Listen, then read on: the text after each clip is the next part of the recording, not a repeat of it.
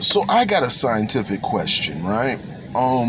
As a human being, right? Like we talk about things like, like vitamin D, you know what I mean? Like you can only absorb vitamin D from the sun, right? Or unless you take it in a supplemented like dose. I started taking that not too long ago. Like it's good for your heart, that's what they say. Anyways, like I started thinking about like, okay, so like human beings we're humans, right? We're not plants, but that's some plant thing, right?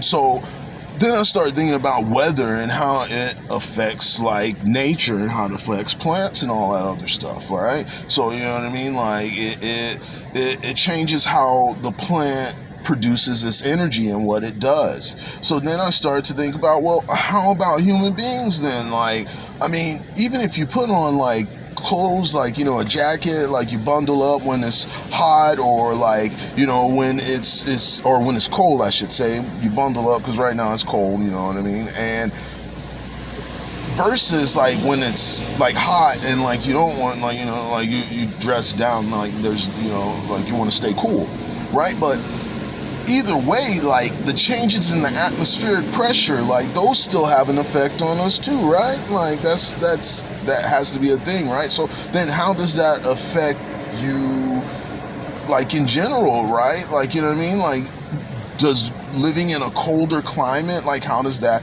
affect like how your body like operates? It has to like play a key factor versus like if you live in a warmer like climate, like here, it's a subtropical climate, so like there's a different level of humidity, there's a difference in the air, like the density of the air and the air you breathe, and just like in general. So like like you start to wonder like how much, like like as much as like you want to be like, okay, like I can do this and I can do that, like in the same instance, like how much of that is affected by your environment and how you adapt to your environment at any given point in time?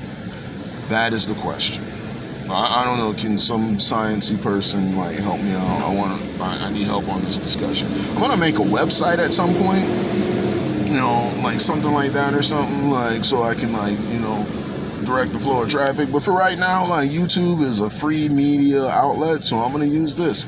So again, I am not a doctor. I was just thinking about this and I wanted some input, and I figured I'd record it and put it on YouTube and just see what, if anyone else even considered thinking about this, or if I'm just being like, hey, it's just a video. All right. Thank you.